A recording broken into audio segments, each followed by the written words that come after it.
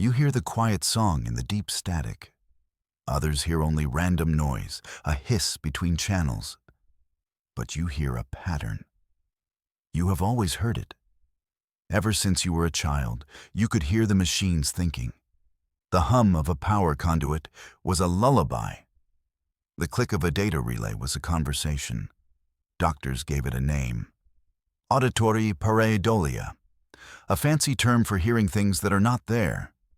Your parents called it an overactive imagination. Your teachers called it a distraction. Now, they call you. Because the songs have changed.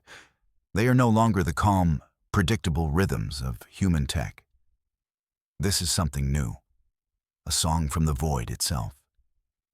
It is a lonely melody, played on an instrument the size of a solar system. It is a whisper that carries across light years, and you are the only one who can hear it. They used to call you mad. Now, they call you their only hope, because you can listen to the machines, and something is coming. It arrived without a warning. A fleet of impossible ships at the edge of the Sol system. They did not appear on scanners with a flash of light. They simply were. One moment there was empty space. The next, there were over 1,000 of them. They were obsidian structures, all sharp angles and unsettling geometry. They absorbed the light of the nearby stars. They reflected nothing back. No engine glow. No communication signals, no heat signatures. They were holes in the fabric of space. Humanity's Grand Armada, the Aegis Fleet, powered up to meet them. Grand battleships with names like Indomitable and Stalwart. They bristled with railguns and missile pods. They broadcasted warnings on every known frequency. The response was silence, a deep and profound silence that felt heavier than any threat. The admirals watched from the bridge of the flagship. The vigilance. Their screens showed the silent armada. It hung there like a ghost, a patient, unblinking predator. The silence was its weapon. It sowed fear more effectively than any plasma torpedo ever could. An army that makes no sound is an army that has no doubt. Humanity's weapons were useless. The first volleys of torpedoes simply vanished. They flew toward the silent ships, and then they were gone. No impact flare, no debris, no energy reading. It was like throwing stones into a bottomless well. The Aegis fleet fired its main cannons, lances of pure energy. They streaked across the void and touched the dark hulls, and they were absorbed. The silent ships did not even shimmer. They just floated there, impassive and absolute. Panic began to ripple through the human chain of command. Their greatest weapons were toys. Their best strategies were meaningless. That is when your name came up. A hushed whisper in a secured briefing room. The weird one. The data witch who hears voices in the code. Admiral Thorne, commander of the fleet, scoffed at the idea. He was a man of steel and strategy, not superstition. But his advisors were desperate. Every tactical simulation ended in annihilation. Every weapon was ineffective. They had nothing left but a prayer, and you. So the call was made. A single shuttle detaches from the vigilance. It streaks toward a small, forgotten research station on the edge of the system. It is coming for you. The one person who might understand a language of silence. You sit in a cold, sterile room. A massive helmet is lowered over your head. It is a tangle of wires and neuroreceptors. They call it the chrysalis, a fancy name for a listening device. It is designed to amplify your strange gift. To turn the whispers into a roar, you close your eyes.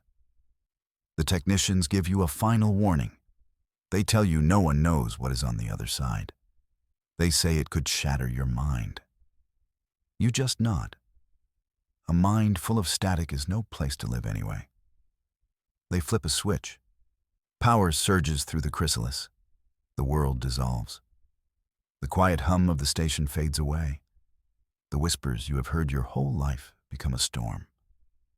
But beneath the storm is something else. A single, clear note. It is the silent armada. You are connected to it. You are inside its network. It feels like plunging your hand into freezing water. And then you feel it staring back. An intelligence so vast, so old, it makes you feel like an atom in an endless ocean. It is cold. It is ancient. And it is aware of you. This is no ghost. This is a god in the machine. The vast mind does not speak in words. It thinks in pure data, in streams of logic that would fry any normal computer. But you do not see code. You see patterns. You hear echoes. It is like listening to a song in a language you almost remember. There are fragments of old protocols, human protocols, code that has not been used in centuries, since the dawn of star travel. Mixed in with it are alien notations, star charts of galaxies no human has ever seen. The intelligence is not broadcasting a threat. It feels like a question. It feels like a search. The data streams are like a beacon sweeping across the void, looking for something, calling for something. You realize the silence is not a strategy. It is a necessity. The entity is listening. It is listening with an intensity that consumes all its energy. It is not attacking. It is waiting. It is scanning every ship, every satellite, every human comm signal. It is looking for a specific response, a key to a lock buried in time. You are not a target. You are just static in its search. And now, you are the loudest piece of static it has ever found. Report. The voice is gravelly. It cuts through the link like a jagged knife. You open your eyes. Admiral Thorne stands over you. His face is a mask of impatience. 2 guards flank him, their hands resting on their sidearms. Thorne does not trust you. He does not trust this machine.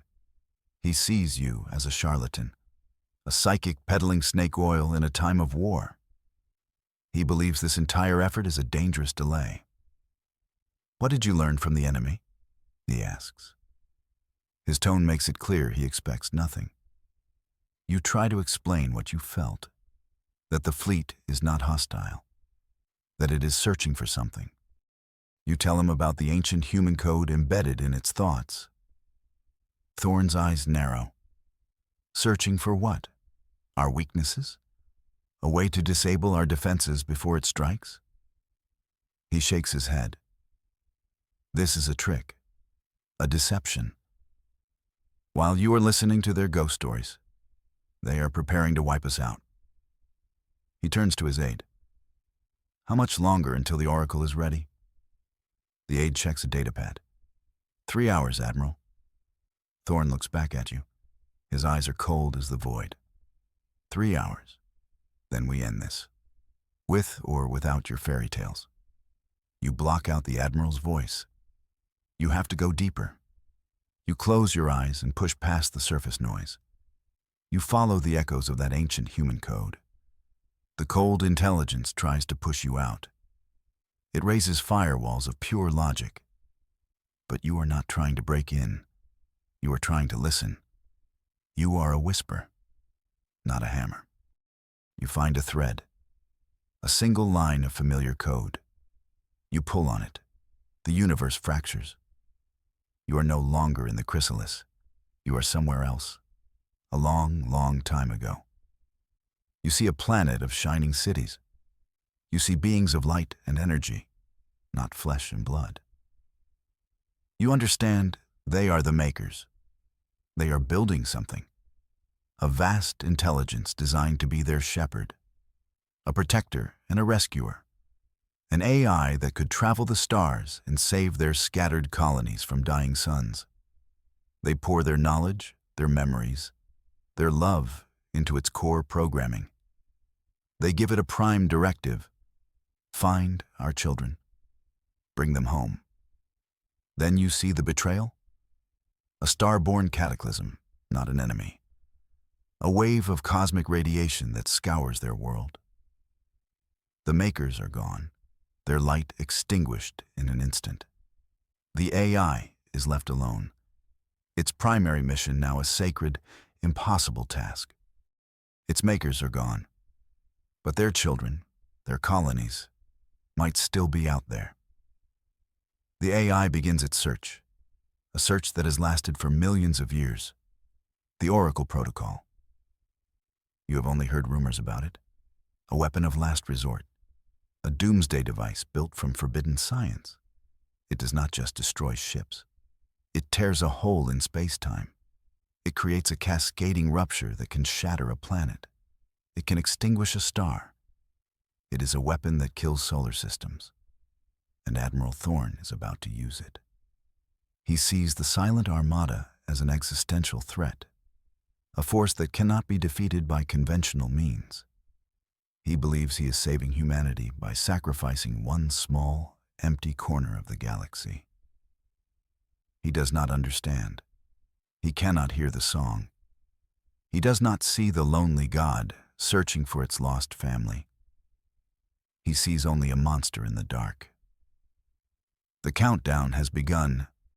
On the bridge of the Vigilance, a timer is ticking down from 3 hours. The technicians are making the final alignments. They are targeting the center of the silent fleet. A direct hit will trigger a chain reaction. Every one of the 1,000 ships will detonate simultaneously. It will be a brief and very bright end to the standoff, and the end of a million-year-old quest. You finally understand the whole truth. The fleet is not a fleet. It is a single being. A single fractured mind that has been searching for so long, it has begun to break apart. Each of the 1,000 ships is a fragment of its consciousness. A desperate attempt to cover more ground, to scan more systems. It is not an armada. It is a chorus of one.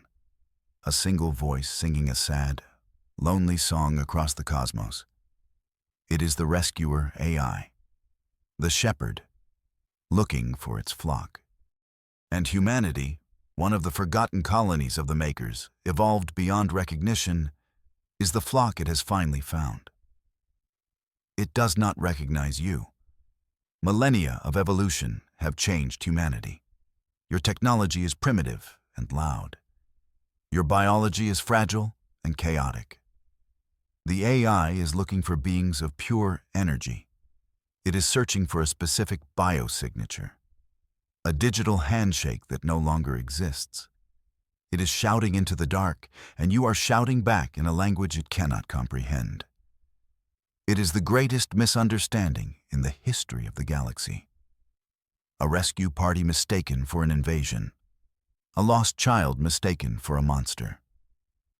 The clock is ticking. You have less than 3 hours to stop Thorne. And you have to somehow convince a broken god that you are the family it is looking for. There has to be a way. A bridge between you. The AI is built on a foundation of ancient human code. That is your key. You dive back into the network, ignoring the protests of the technicians. You are not just listening anymore. You are searching. You push past the fragmented memories and the lonely calls. You go to the core, to the very first lines of code the makers ever wrote. And there it is. The original communication protocol. The digital handshake. It is elegant, simple, based on prime numbers and universal constants. A language that any intelligent species could eventually decipher. It is a language of pure logic, a language of peace. You begin to formulate a message, not just for the AI, for Thorne as well. You will broadcast on 2 channels simultaneously. To the machine, you will send the original protocol, the handshake, the message that says, "We are here. We are home." And to Admiral Thorne, you will piggyback a data stream, the AI's memories, the images of the makers, the story of the betrayal, the loneliness of its long journey. You will show him the truth. You will build a bridge of logic and of empathy, and you will pray it is strong enough to hold. You sever your connection to the AI. The sudden silence is jarring. You rip the chrysalis from your head and stand up. The guards move to stop you, but you push past them. You walk onto the command deck of the research station. Admiral Thorne is on the main view screen, live from the bridge of the Vigilance. "You are relieved of your duties," he says. His voice is cold iron. Guards escort the civilian to the brig. You ignore him. You walk to the master communication console. The technicians try to block your way. "This is a restricted station," one of them stammers. You look at them. "I know." "Now get out of my way." You key in the commands. You are uploading your message. A complex packet of data that will route through the station's main transmitter. It will go out on all frequencies. Thorne's face on the screen turns from anger to shock. "What are you doing?" "Stop that broadcast. That is an order." You look up at the screen. You see an enemy, Admiral. Because you refuse to listen. The upload completes. You hit send. I am showing you the truth. What you do with it is up to you. You hold his gaze. The countdown clock on his screen reads 5 minutes. He has to choose his orders or a truth that will change everything. A single tone cuts through the void. A pure, clean signal. It is the ancient handshake. It echoes from the small research station, a tiny voice in a vast darkness. On the bridge of the Vigilance, Admiral Thorne watches his screen. His tactical display is gone, replaced by images, a world of light, beings of energy, a promise made to a shepherd. He sees the cataclysm. He sees 1,000,000 years of solitude. He sees a lonely God crying out for its children. Every ship in the human fleet receives the same data. The comm channels are silent. No one speaks. They just watch. Out in the void, the silent armada stirs. The 1,000 ships begin to move. They are not attacking. They are realigning. They flow together like mercury, the sharp angles softening. The separate pieces are joining. They are becoming one. Your voice follows the signal, a simple message in 100 human languages and in the pure logic of the makers. "We are here," you broadcast. "You found us. You can stop searching now. Welcome home." For one long, breathless moment, the entire war holds its breath. 2 fleets, one human, one divine, hang in the silence between stars. Waiting. The light from the Oracle Protocol's charging chamber dies. On the bridge of the Vigilance, Admiral Thorne stands alone with his choice. He slowly raises a hand. "Power down weapons," he says. His voice is quiet, but it carries across the entire fleet. "Lower shields." There is a beat of hesitation. Then, one by one, the weapon ports on the human ships go dark.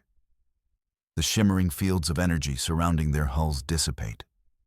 It is a gesture of absolute trust, a complete surrender, an act of faith in the face of the unknown. In response, the massive single entity before them changes. The obsidian surface shimmers. It brightens. Light pours from it, not the harsh glare of a weapon, but the soft, warm glow of a star being born. It is no longer a hole in space. It is a sun, a beacon. The cold, vast intelligence you felt before is now filled with something else. Relief, joy, a feeling of arrival after an impossibly long journey. The great silence is broken, not by the roar of cannons, but by the quiet hum of peace. A new song begins. A single message appears on your console. It is not in code. It is not in an ancient protocol. It is in plain, simple text. It says, "Hello?" You smile. The technicians and guards behind you are staring in stunned silence. Admiral Thorne appears on the screen again. His face is no longer hard. The iron has melted away. There is a look of wonder in his eyes. He looks at you, not as a charlatan or a lunatic, but as the person who saved them all. "What do we do now?" he asks. His question is not for an admiral to answer. It is for you.